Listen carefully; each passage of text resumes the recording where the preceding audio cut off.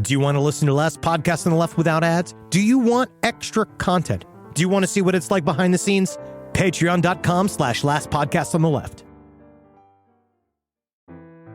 Very special day today. Oh, absolutely. Very special.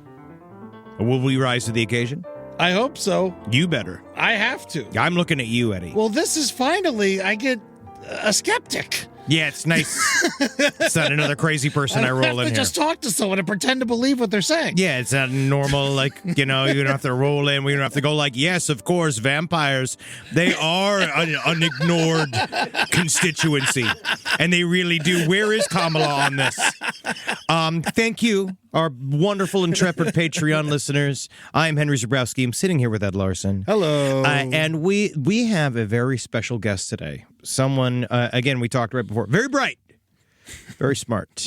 I don't know what we're going to do with this person. Oh, you're just scared that she's going to tell you aliens aren't real. I am, because my little soul can't handle it. But this is somebody I really like. We're so excited to have the author of For Small Creatures Such as We and the host of the podcast Strange Customs. I'm really excited because it's really cool. This is one of those things. It's a part of the world I'm super fascinated about. Like, why do we do what we do? We have author, creative mind, podcast host, Sasha Sagan. Hello. It's so nice to be with you both. Thanks for that hilarious and charming introduction. We're trying. We are trying. Obviously, also, I don't want to always be like, famous daughter. But, like, you're the famous daughter of someone is the saddest, but it's not when it's like this. Well, thank you. I do. I mean, a lot of my work and definitely my worldview is based on my parents' work. So I feel like it's part of my identity. Oh, yeah. Because what can you do? Because, like, Carl Sagan is your father. Yes. If I followed my father's work, I'd be in prison. Yeah, exactly. If I followed my father's work, I'd be drunk at Hogs and Heifers right now. Well, you're both doing great. So congrats. We're doing our best.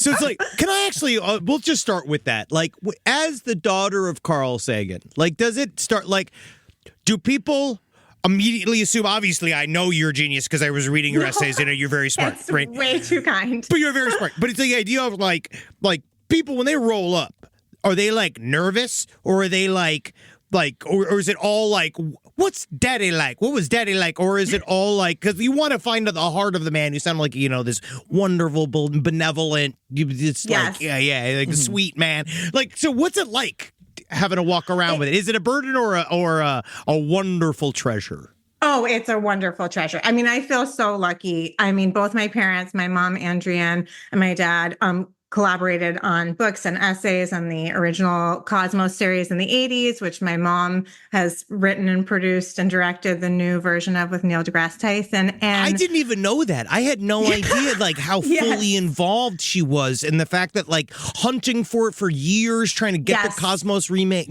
Wow. Yes, absolutely. No, she's amazing. And both my parents, I mean, in terms of, like, is it a burden? It's really not. I feel so lucky. I lost, my dad was amazing and he was a really fun, great dad. And I lost him when I was 14. And so when I meet people who have questions about him or read his work, like, started reading his work a couple years ago or even weren't even born in 1996, I feel this immense, like, joy and gratitude that in this totally secular, real way, he is living on. And no, I love talking about it. And my book is, partly about growing up in that household and growing up with the worldview of, that science is the pathway to not just understanding and, like, not just to, like, reality, but to awe and wonder and joy and that spine-tingling feeling that we are a part of something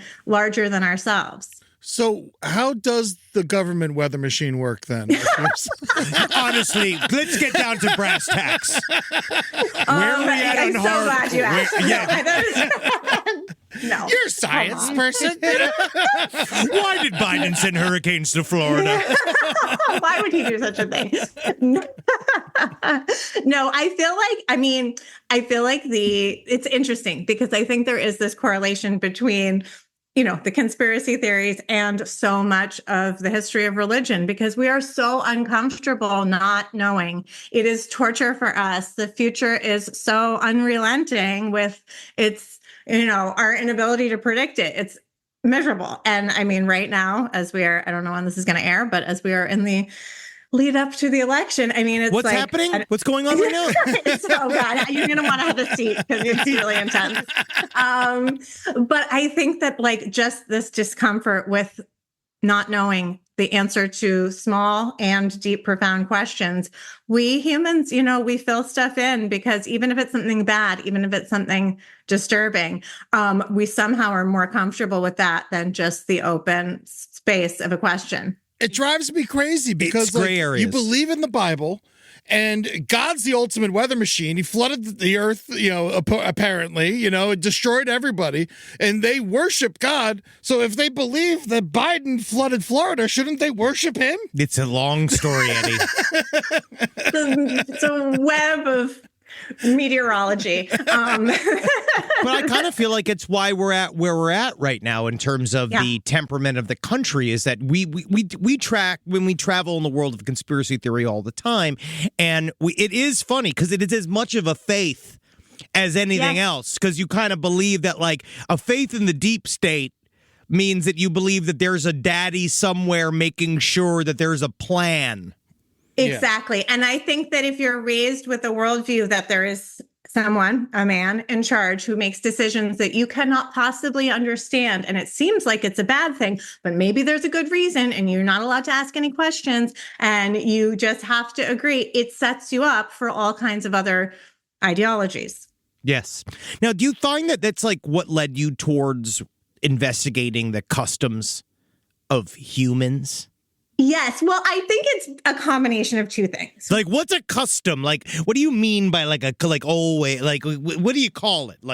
So if you were to take so part of the reason I'm interested in this is because when I was a kid, my dad would love to do these thought experiments about how would I, if I were to meet someone from another planet, how would I explain what we were doing and why we were doing it?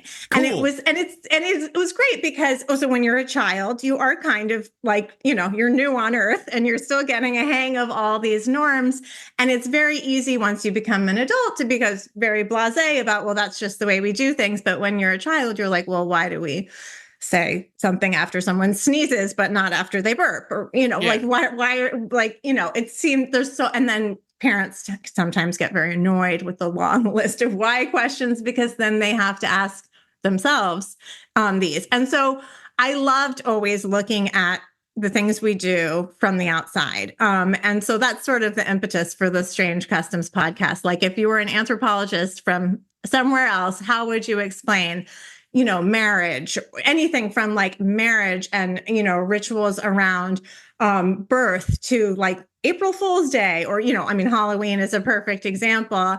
I think it's that. And I'm also really interested in customs and traditions because as a non-religious person, I still want to mark time and process change. And I still, want to grieve when someone dies. And I got married and had a wedding. And when the seasons change, I want to have a celebration, but I don't have the infrastructure of religion. So how do we do that? I think there's a distinct difference between ritual and spirituality when it comes to our species. Right. Do you think it's connected? Do you think we as a primate, we must have rituals? No, I don't think we must, but I think that it gives us sometimes, depending on the ritual, it's either the illusion of control, if it's a ritual that we believe changes something, makes something happen, or it's about processing change, right? Someone's alive and then they are not alive. The thing, whatever this is, goes away. How do we make sense of that? How do we process this change? Or if you think about all the coming of age rituals around the world, right? Someone is a child and then all these chemicals come in and their voice changes and there's hair and they're in a weird mood and everything's different suddenly. And then they're an adult. And that threshold, we have to acknowledge that. And I think that, when we sort of look at so many rituals around the world, when you peel back the first layer of like the local set design and costumes and script, we are almost always celebrating the same things. And they are so often scientific phenomena. Like puberty is like a biological change, right? The changing of the seasons, it has to do with the biology of the plants, and it has to do with the axial tilt of the earth, right? And all these holidays that fall around the solstices and equinoxes, it's because we're all, we sometimes make up a different backstory, but we're all trying to process the same patterns and make sense of them and find the beauty in them and alleviate our fears. It's so fascinating. Do you think it would be better for young men to be left in the middle of the woods to try to come back instead of getting Jordan Peterson? I mean, if those are the only two options. How about we take Jordan Peterson and leave him in the middle of the woods? And see if he what happens. comes back, then we have to keep him. Now, I honestly, so my father was Jewish, my mother is Catholic, so I'm an atheist, but I still love Christmas. I think Christmas is amazing. I love celebrating. I got a tree, but like sitting there and worshiping Jesus is insane to me. So it's boring. Yeah. It's just, in general, I don't like people's birthday, and so it's. And it's not even really his birthday. It's just co-opted from the winter solstice Roman stuff. Exactly. But so what do you do around the holidays? I know you were, if you had to like identify as a religion, which I'm pretty secular Jewish, correct? Yes, that's right. Yes. My ancestors, when I do a DNA test, it's like 100. I think they can only say like 99.9%, but it's like Ashkenazi Jew. And I'm like, I know. But do you celebrate Hanukkah? Like, what do you do as, someone who doesn't really have faith? I do everything. So we do Hanukkah as a kind of like historical reenactment, like we do it in this way to say to our children, like, this is what your ancestors were doing for thousands of years, and see this thematic through line about the light and the darkness. The days are short in the Northern Hemisphere. And so we do this. And then my husband's also secular, but his family is historically Christian. And, my mother-in-law does a lot of fun Christmas stuff, and we do that stuff too. And again, in the context of like, this is a way to honor our ancestors. And, also because Christmas is so, it's so ubiquitous. It's like you have to really make a choice to not celebrate it, And especially with kids. It's hard. It's hard to be like, we don't celebrate Christmas. Well, they have to deal with it. More hard for them at school too. Yeah, totally. And it's not like, it wouldn't be fair. It's just because, my husband did grow up with Christmas. So it's like, if I'm allowed to do my secular Hanukkah thing, we got to do that too. And then the other thing that we do is the winter solstice. And it's very, not in like a witchy way, although I have a lot of, no shade about that, but in a way of saying tomorrow, no matter what, the days are going to start getting longer again. And right now it gets dark very early, and that is unpleasant. But because of the axial tilt of the earth and the way it goes around the sun, tomorrow, I promise you, little by little, we will have more sunlight and eventually return to summer. And we do like, a dinner, and we celebrate that too. And I just think all the cultural stuff I love, but I think getting to the part that is irrefutable and real and good, that like the days are going to start getting longer, and that's amazing, is worth celebrating. So you don't do the extended Santa lie? No, we do not do any Santa, I should say. We do gifts on Christmas, usually with my husband's family.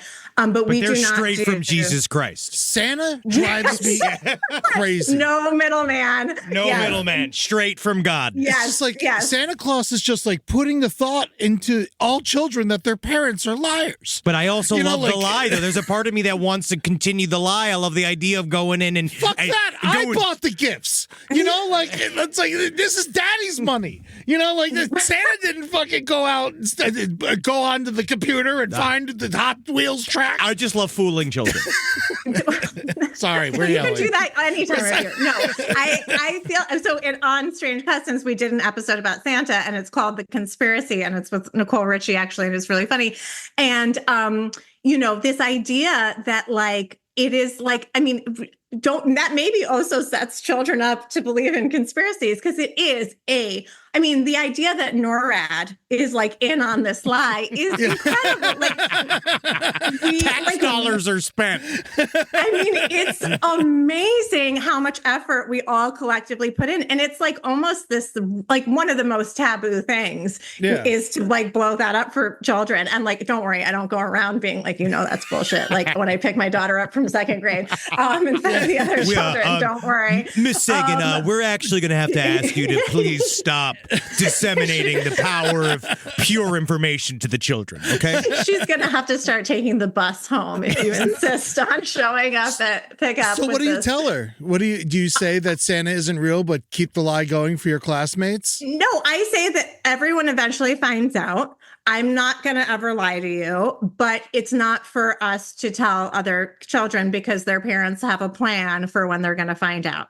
And, what's funny, though, is there's another fictional character who I did luckily my daughter's really skeptical. So it's now like this running joke, open secret, but I don't feel as strongly about like the Tooth Fairy as I do about Santa. Why is that? Why is the Tooth Fairy fine? It feels like the Tooth Fairy is even more ubiquitous than Santa. It's interesting because it's like, so the scholar that we interviewed about this, on my podcast was saying that one of the big differences is everybody can picture Santa, but the Tooth Fairy is like very open to interpretation. And it's like not like a singular creature that like everybody agrees on. So it's sort of more, it doesn't feel like this lie. It just feels like this like amorphous like joke. And it's also not like, oh, the magic is ruined when you find out that your mother put $2 under your pillow. You know what I mean? Yeah. It's just like, give me the money up front. Well, it was also my introduction to money, to be honest with you. Like, it was like the first time I made money. It was like a job. Yeah. Yes. And it's if you want to talk about strange customs, it is the weirdest thing ever. I mean, imagine if it was not like, if we hadn't all grown up with it and you were reading in like an anthropology textbook about some distant tribe or island somewhere where when the children come of age and their teeth start falling out of their mouths, they put it under their pillow, and then like a mystical like spirit from the forest with wings comes and takes part of their body that has fallen out and leaves them the like leaves them money. Their currency. The currency, the local currency. Who's the Tooth Fairy selling these teeth to? I mean, I don't know. Why does she need them? Who benefits? Why does she need them? No one just spends money. They're either looking for votes or they're looking for something else. They got something on you now. She's going to frame these children for crimes later, leaving their DNA at the scene. I don't know. Oh, my God. It seems suspicious. The Tooth Fairy is Jeffrey Epstein. Sasha's sake, can I ask though, is it more the Tooth Fairy for some reason? Is it more here in America or is it across the globe? I don't think it's, I have to do some research to tell you. We haven't done a full Tooth Fairy episode yet, but that is something I really want to do. But no, I think it's definitely Western culture. I don't think it's global. I'm going to look into it. This is a good question. Yeah, I don't know if necessarily everybody's paying off their kids. Rise from your grave. Now, we've talked about Christmas and religion, and I really want to get your opinion on the afterlife. Your father famously said, I don't want to believe, I want to know. And so there is nothing to me. Like, my dad died twice. He, the first time he died, he had no idea that anything ever happened. He's like, there's nothing.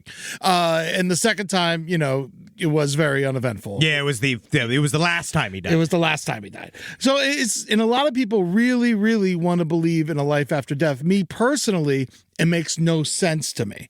But yet I'm on a very popular podcast, and we talk about paranormal activity and ghosts a lot and stuff like that. And also my family is very spiritual. So I'm just kind of wondering where your opinion lies on a life after death, a purgatory, the existence of ghosts. Like, I know there's 10 questions in there, but if you could just wrap that up pretty good, that'd be great. If you could take your belief system and sort of kind of wrap that up. Oh no, this is like my favorite thing to talk about. And no, yeah, I mean it's 10 questions, but it's really one question. And so my perspective is, in order to believe for me to believe something, I need evidence. I need real evidence. And so to say, when people say, "Do you believe in something?" This is like the implication is like, is it what you like, your best guess, your hope, or whatever? And my position is, I don't believe in an afterlife.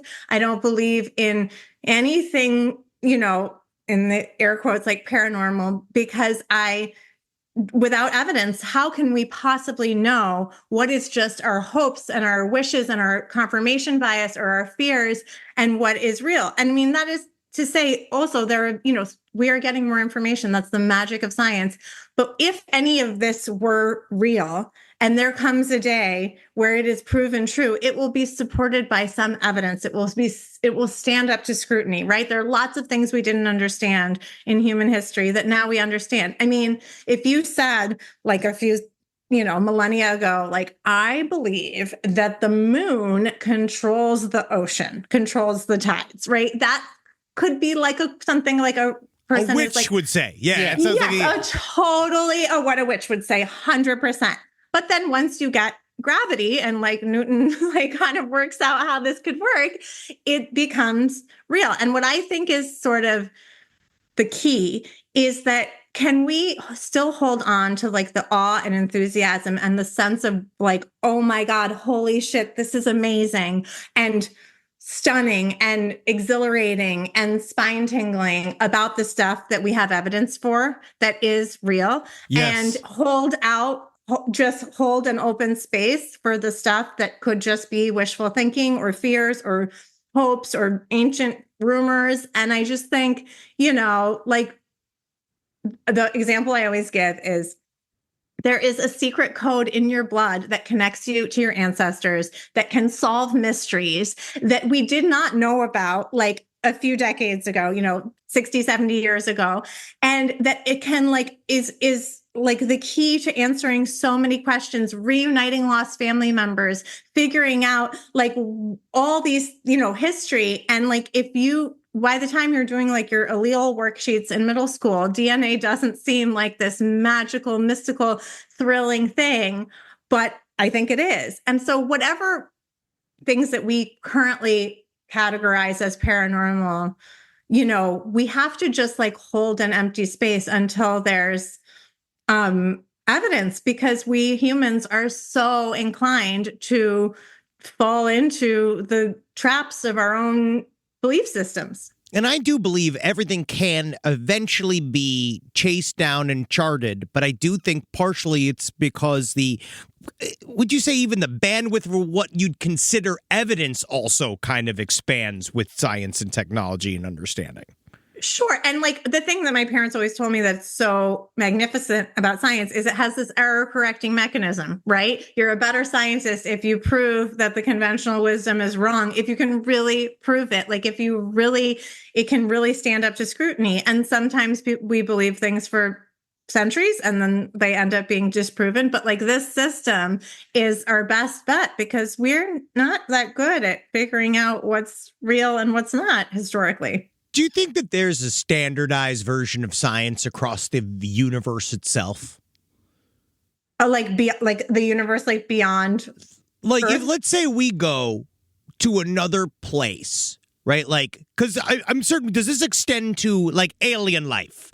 Like the idea that there's probably some form, right? I mean, I don't know. We don't have the evidence, right? So the idea of an alien race living on another planet, like live with a society that can think, that's just kind of conjecture, technically. But where do you stand on it? Where do you stand on it? You asked me about like when like people would come up to me, and like when I was a kid and people would come up to my dad, I mean, he would get the like in like airports and restaurants, like Dr. Sagan, great to meet you. Like, do you believe in aliens? Aliens, where he they would at? say, Yeah. yeah, exactly. I mean, like, and people really wanted to know, and they were genuinely. I mean, who wouldn't want to know? I mean, it was like genuine curiosity. Yeah, It was you're a like, smart guy. oh, I'm a moron. right? You tell me what you perfect. think. Yeah. Right. And I mean, this is like before like social media or anything. And so you're just like, oh my goodness, perfect person to ask this question.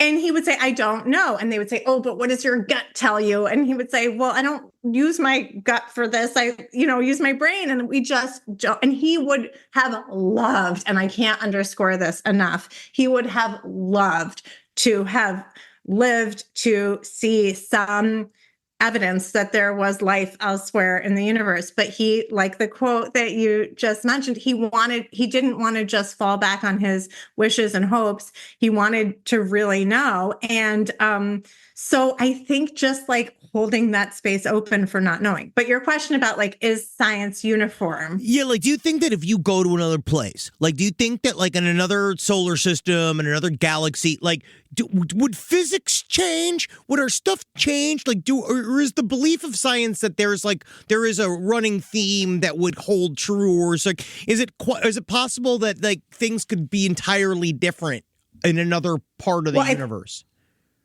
I think things would be entirely different. But I think that if we think about like, I mean, science as like nature, the way we understand nature, the way the physical laws of nature exist, it's not a set of like, it's not a list of like things to like figures and formulas. It's a method to understand. Yes. And whatever we were to encounter somewhere else, surely it would be like amazingly different.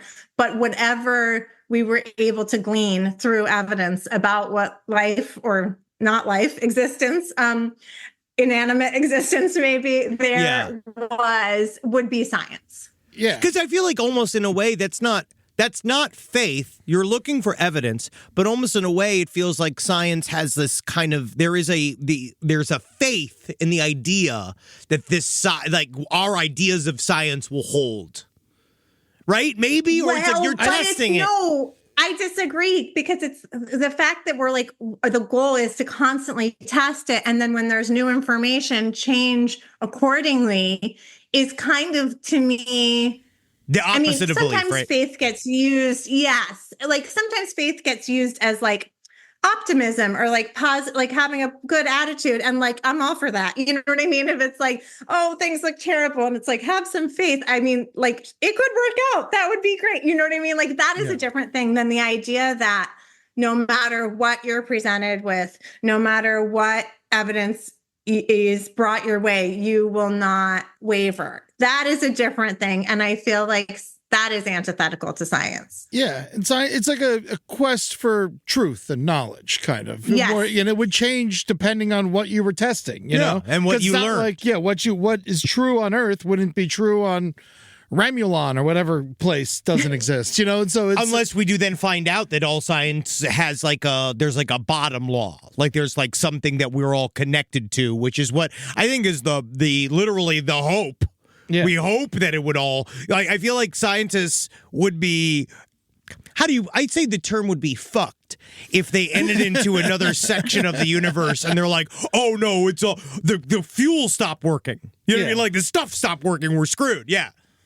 Sure. Yes, totally. But if we could somehow, even with everything that we're used to from our planet and solar system not working, if we could somehow then glean what's different, why it's different, what the like structure of it all is, that pursuit would still be science. Yeah, because you would have to discover whatever new elements are in this different place, and like whatever new gases that we have never heard of, exists in another place, because it all doesn't exist in the bubble we call Earth. I agree. And I just also think it's like, no matter what, like if we ever get to go out into the universe and get some new gases, as you say, or any of the above, we got to get new gases. I'm sick of these old ass gases. That's the number one thing. I'm brewing some of my own right now. But I think no matter what we find, but it will just underscore how precious and rare this planet is. Yes, I agree completely. Rise from your grave. So we've been talking about outer space, going to other planets, stars, and whatnot. I gotta ask, just because it drives me crazy, astrology. Does it hold? Oh my God. Does it hold any merit? Like, am I the same as everyone born on October 5th? Like, it's just like, He's such a Libra about this. Like, honestly, as soon as you start talking about it, I'm like, oh, is the Libra talking? I have the same problem actually because first of all, happy belated birthday. Because in Los Angeles, we have to talk in astrology. Yeah. I hope you understand that.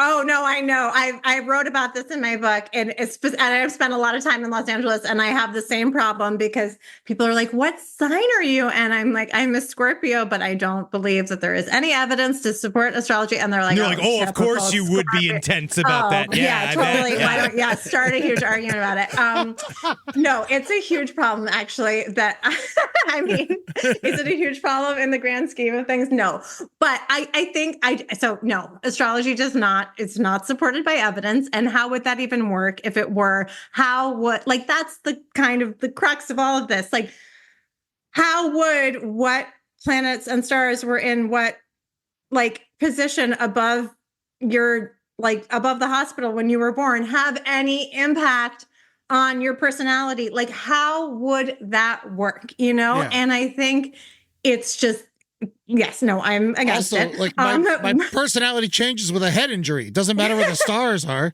Well, who knows? Maybe that could reveal your rising. But I think that the thing that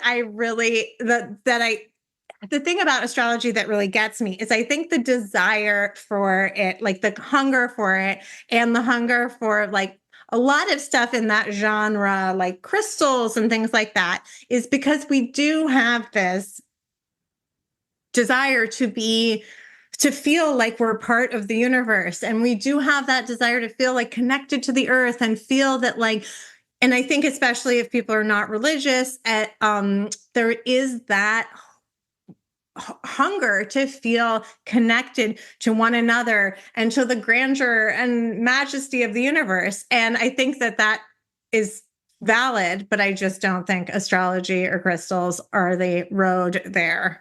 Yeah. You're just destroying the market here. Okay. There's a lot of stuff that we got. A lot of stuff is hinging on astrology here. Finally, talking to someone I agree. It was so convincing. They're going to close up all their little crystal shops in Los Angeles. Just start crying. Yeah. Just burning all their tapestries, throwing the incense out. Yeah, open up just a science library instead.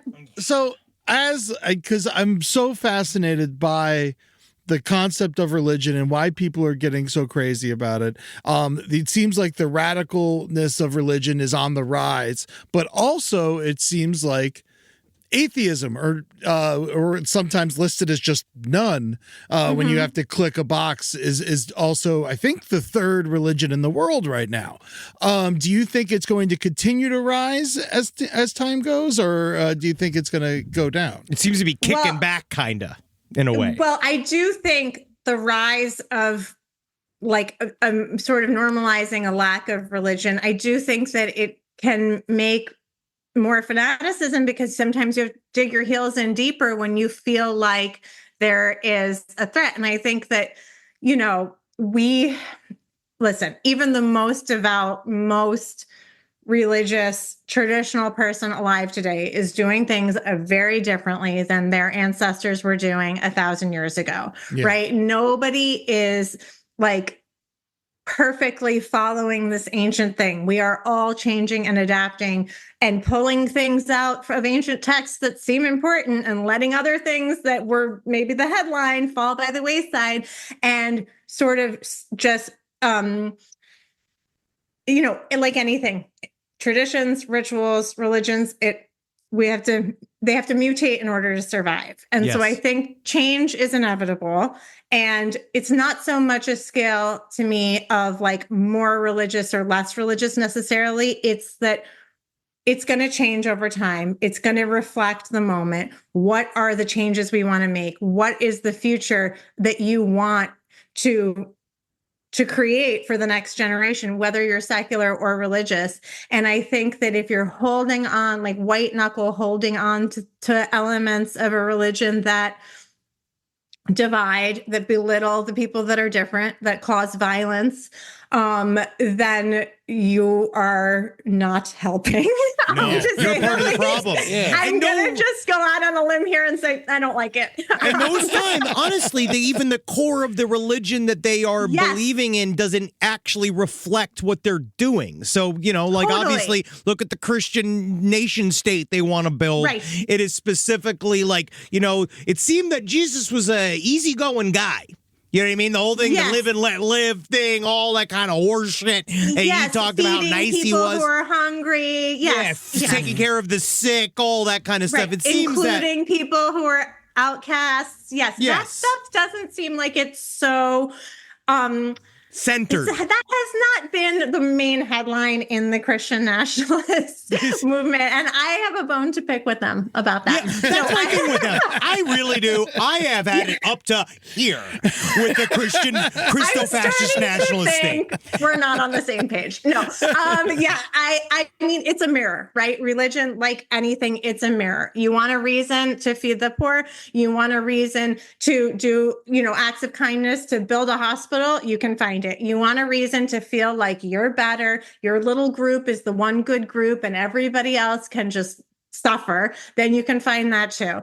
And I just think more and more maybe always, but I think I see a lot of it is about identity and not about theology. It is, people who identify really strongly with a group, but maybe haven't done the reading. Yeah. I think that and that goes back to something very ancient and very tribal, and maybe there was some evolutionary advantage tens of thousands of years ago to be like, we live in a band of 20 or 30 people and we got to just survive and we can't trust anybody else. But and we got each other's backs no matter what. Yeah. Right. But now our village is 8 billion people and counting. And we got to start looking at it that way, because the differences between the groups, and like I said, like the set design and the script and the costume, is superficial and it is totally unimportant. And that is the greatest gift of the cosmic perspective, is when we get to zoom out and we're not down here seeing, where the world feels really big and the differences feel really extreme. But when we can look at, the image of the Earth from space, and we see that all these borders are artificial, and that if anyone were to show up from anywhere else, we would be indistinguishable, one group to another. And that I think that we have to just, use this amazing gift that science has given us to see ourselves as on this lifeboat together in this vast ocean, to realize that the little things that people are willing to kill each other over are just absolutely superficial and meaningless. Yes. I always go back to a conversation I had with a religious leader when I was a kid, and teenager, but whatever. And I remember them saying, if you don't believe, then what actually keeps you from sinning? And now that I look back on it, I said morality, but I look back, but I also think that your concept of a sin is probably different than my concept of a sin, because you think that I can't say the word God if I'm not saying it in the right way, right. Yeah. Right. Meanwhile, the rampant abuse throughout the entire fucking church system, that it's would you guys seem to have that's cool. Yeah. But if you have to believe in hell to not steal or beat somebody, it doesn't stop them from doing bad things, does it? Right. But also that's such a reveal, because it's saying I would be a serial killer if I wasn't worried that somebody was watching. That's the really scary thing about that argument to me, is because it's the idea of getting caught or getting in trouble or getting your comeuppance later on is the reason you're not doing really bad things. And then about all the little other things that they don't like, all the little sexual infractions that are between consenting adults or by yourself, or all the things that they don't like. It's well, then if no one's hurt, like, or two people getting married and just because they have the same parts, like, it's like, well, then you don't need to not do that. Like, if no one's being hurt, then it's okay. And if someone is being hurt, you should have another method, another system internally that says this is bad, besides being, on the, CCTV of the universe. The Lord itself, watching you. I just do it. It's just so fun. I think that what you're saying is correct. It's really because the concept of people want a group to belong to, because it's scary out there. Totally. It's scary out there and it's hard. And I think that people are willing to join a group, especially like, what we're seeing in current American politics, which is this idea of like for one side, the barrier to entry is extremely low. All you have to do is show up and they kind of accept you no matter what spectrum of hatred you bring to the fold. Do you know what I mean? Right. They're kind of happy almost. They're like, oh, look, we got a new type of hate. Wow, that's amazing. Look how diverse our hate is. I think, which is truly incredible, like honestly, in a way, of how many spectrums of hate there is and how they can find community. Why can't we on the other side? Well, I think there is, I do think there is community. And I think that when we can look at ourselves as belonging to the planet, I think we can, and the thing that I really admire about religion, even though I'm not religious and I'm critical of it in a lot of ways, is the sense of community and the sense of belonging and having a group that comes together when, times are tough and celebrates when things are going well. And I think for those of us who are not religious, we have to build that for ourselves. And I think being in one of the best ways to get that feeling is being involved in causes that you believe in and volunteering and social justice, doing things to make things more how you hope them to be. And it sort of also fills that need of okay, this is my group and we go stuff envelopes together or whatever, canvas. And I think there's something really to be said for that, because we do want to feel like we're part of something, but it shouldn't be something that is, we're part of something that makes us superior to everybody else. Yes, I agree with that. It was hard for me a long time because my mom was, without my father for a long time. And she would go to church all the time and give them money and stuff. I'm like, well, you're just giving them, your hard-earned money is driving me crazy. But then the entertainment in me is like, oh, that's just the price of admission for the show. Well, that's how I kind of felt too. I was obsessed with being a priest as a little boy, and it was really just because but it was because I realized over time it was because he had guaranteed time. The priest had an hour every week where everybody had to show up and believe everything that guy had to say, and he could say whatever he wanted. And then eventually realized I could be a comedian. Yeah. I don't need this power. Yes. I can do. Yes. And you can do it more than an hour a week. And look at me now. All I do is yeah. And you don't have to learn Latin or whatever. So that's good. Not unless we're trying to break into Vatican City podcast market, which has honestly been very difficult. Yes, I can see it is how that so would hard to get into the papacy podcast. Yeah. Now, world. It's mainly just one guy who's kind of controlling that. Thank you for Squarespace. Use code BIGPOPE90 for Squarespace. Now, I got to ask this question just because you're here and Henry's here. Henry fancies himself a Satanist. And what does that, when you hear that, what do you think?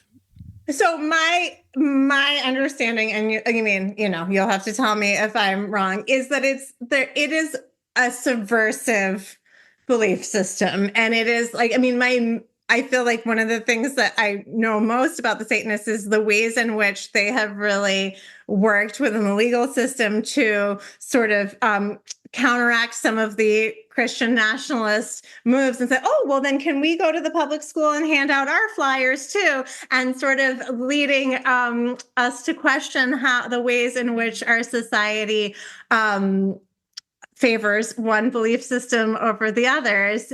And I don't know, I heard someone say that Satanists don't really believe in Satan. They don't. Christians. The whole point of Satanism is that it is an edgelord political position. I am a Satanist, Yes. and I believe in that. The idea that, like, you're just supposed to remind everybody, like, Yes. the church needs the devil. Like, that's the whole Like in thing here. 1984. Yeah. There's like a whole thing here where, like, there's a whole side of this story that's not being told, which is this serpent gave them the ability to be wise. Like, it gave humans the ability to not, because that's the idea. They were living in a fantasy world, and they were living in the Garden of Eden, which is essentially a really nice cage. And then the devil came and released 24-hour-a-day surveillance. Yeah. Yes. And then we gave people autonomy. But then that's the problem, isn't it? And then it's been the problem ever since. And is that we've been loose. Here we are. Right. Thank you this has been wonderful. Sasha, you're a delight. This is wonderful. Thank you. Same to you both. And Please. I just enjoyed this so much. Thank you. Please buy the book For Small Creatures Such as We by Sasha Sagan. Anything you want to leave people on? Anything you want? Any socials? I know you must love TikTok. You must love social media. I am very nearly 42 years old, so I don't think I'm allowed on TikTok. No, we're running it. It's not good out there. No, millennials are sadly in charge of TikTok. It's not good. That's even worse. Okay, Yes. no, but I am on Instagram. I'm Sasha Sagan on Instagram, and I just had the best time talking to you both. Thank you. Thank you, and go check out the podcast Strange Customs, because it's still out, right? Because are you still hosting it actively? Just had No, I'm on a little break right now, but I want to come back to it. I really enjoy doing it. I like asking people questions about why they feel like really strongly about April Fool's Day and things like that. Such a Scorpio. Can't believe it. I walked right into that one. Thank you so much for being with us.